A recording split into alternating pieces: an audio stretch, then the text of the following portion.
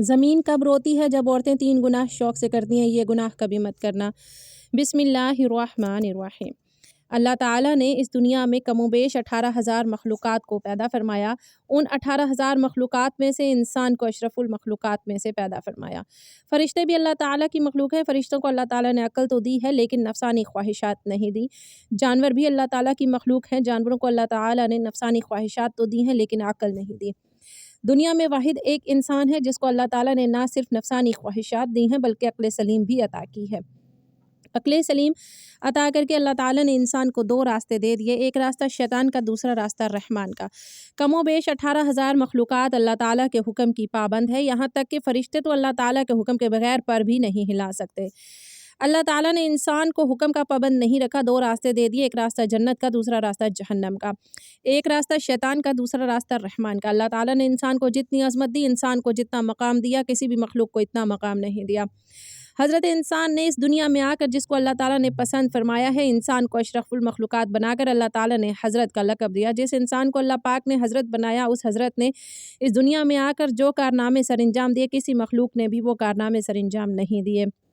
اللہ تعالیٰ کی تمام مخلوقات میں سے کسی بھی مخلوق نے زمین کو میلا نہیں کیا۔ واحد ایک انسان ہے جو اللہ کی دھرتی کے اوپر اللہ کی نافرمانی کر کر کے، گناہ کر کر کے زمین کو رونے پر مجبور کر دیا، زمین کو اللہ کے آگے فریاد کرنے پہ مجبور کر دیا۔ حضرت لوط علیہ السلام کی قوم کا ایک آدمی جو حضرت لوط علیہ السلام کا فرمانبردار تھا، جو عبادت گزار تھا، وہ کہیں لمبے سفر کو جا رہا تھا، کڑکتی دھوپ تھی، تپتی ریت تھی، گرمی کا موسم تھا، جاتے جاتے راستے میں ایک درخت آیا، وہ مسافر تھوڑی دیر کے لیے درخت کے سائے کے نیچے سو گیا۔ جیسے ہی سویا، خواب کی دنیا میں اس نے دیکھا کہ زمین زاروں قطار رو رہی ہے۔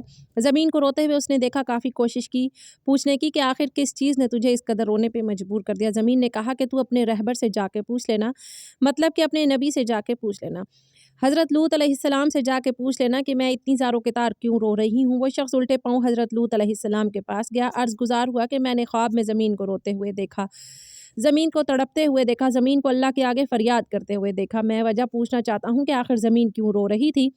یہ سنتے ہی حضرت لوط علیہ السلام کی آنکھیں چھم چھم برسنے لگیں۔ آپ علیہ السلام رو کر کہنے لگے کہ میری قوم کے گناہوں نے اللہ کی پاک زمین کو ناپاک کر دیا، میری قوم کے گناہوں نے اللہ کی زمین کو رونے پر مجبور کر دیا، اللہ کے آگے فریاد کرنے پر مجبور کر دیا۔ میری قوم کا ہر ایک انسان زنا کی دلدل میں پھنسا ہوا ہے، میری قوم کا ہر ایک دکھنے والا شخص زنا جیسے کبیرہ گناہ میں مبتلا ہے۔ جب ایک گناہ کے اوپر دوسرا گناہ، دوسرے گناہ کے اوپر تیسرا گناہ اس دھرتی کے اوپر ہوتا ہے تو زمین رو کر اللہ سے فریاد کرتی ہے، کہتی ہے کہ اے میرے مالک، تیری مخلوق کو کیا ہو گیا جو حضرت انسان بن کر اس دنیا میں آئی تھی اور کیڑوں سے بھی بدتر نکلی، انہوں نے نافرمانیاں کر کر کے تیری پاک زمین کو میلا کر دیا۔ حضرت شیخ عبد القادر جیلانی رحمۃ اللہ تعالی علیہ فرماتے ہیں، لوگوں کیا تم جانتے ہو زمین کب روتی ہے؟ زمین تب روتی ہے جب تمہارے گھر کی عورتیں 3 گناہ کرتی ہیں۔ تمہارے گھر کی عورتوں کے 3 گناہ زمین کو رونے پہ مجبور کر دیتے ہیں۔ پوچھا گیا، حضرت وہ 3 خطرناک گناہ کون کون سے ہیں؟ فرمانے لگے، پہلا گناہ جو زمین کو رونے پہ مجبور کر دیتا ہے وہ ہے زنا کرنا۔ جب ایک مرد ایک عورت دونوں مل کر بدکاری کرتے ہیں، زنا کرتے ہیں، زنا کرنے کے بعد جب عورت غسل کرتی ہے، پانی اس کے سر سے گزرتا ہوا جسم کے ایک ایک بال کو چھوتا ہوا پیروں سے نیچے زمین پر جاتا ہے تو اس وقت زمین رو کر کہتی ہے، چیخ کر کہتی ہے، میرے مالک، تیرے بندوں کو کیا ہو گیا؟ تو نے انہیں حضرت انسان بنا کر دنیا میں بھیجا تھا، یہ نادان تو کیڑوں سے بھی بدتر نکلے۔ فرمایا، گٹر میں پلنے والے کیڑے میں بھی اتنی بدبو نہیں ہوتی جتنی بدبو زمین کو زانیہ عورت اور زانی مرد کے اندر سے آتی ہے۔ جب زانیہ عورت، زانی مرد غسل کر رہے ہوتے ہیں، اس وقت ان کے جسم کا ایک ایک بال ان پر لعنت کر رہا ہوتا ہے، ان کے ہاتھ ان پر لعنت کر رہے ہوتے ہیں، ہاتھوں کی انگلیاں، ان کی زبان، ان کے جسم کا ایک ایک بال ان پر لعنت کر رہا ہوتا ہے۔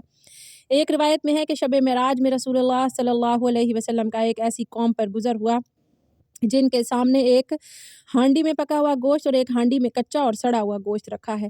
یہ لوگ سڑا ہوا گوشت کھا رہے ہیں اور پکا ہوا گوشت نہیں کھاتے۔ آپ صلی اللہ علیہ وسلم نے دریافت کیا، یہ کون لوگ ہیں؟ جبرائیل امین نے کہا، یا رسول اللہ صلی اللہ علیہ وسلم، آپ کی امت کا یہ وہ شخص ہے جس کے پاس حلال اور طیب عورت موجود ہے مگر وہ ایک زانیہ عورت کے ساتھ زنا کرتا ہے۔ حضور صلی اللہ تعالی علیہ وسلم ارشاد فرماتے ہیں، یعنی ضرور میری امت میں کچھ لوگ ایسے ہونے والے ہیں کہ حلال ٹھہرائیں گے عورتوں کی شرمگاہ یعنی زنا اور ریشمی کپڑوں اور شراب اور باجوں کو۔ فرمایا، औरत का दूसरा गुनाह जो ज़मीन को रोने पर मजबूर कर देता है वो है शौहर की गैर मौजूदगी में शौहर की इजाज़त के बगैर जो औरत घर से कदम उठाकर बाहर रखती है, वो कदम जब बाहर की तरफ निकलता है उस वक्त धरती रो कर कहती है, ज़मीन चीख कर कहती है, ओ नादान औरत, काश के तू जान लेती कि शौहर की फरमाबरदारी का मकाम और मर्तबा क्या होता है। काश के तू जान लेती कि शौहर की इजाज़त के बगैर शौहर की गैर मौजूदगी में घर से बाहर निकलने की सज़ा कितनी है, तो घर में तू मर जाती, लेकिन शौहर की इजाज़त के बगैर अपना कदम दरवाजे से बाहर ना रखती।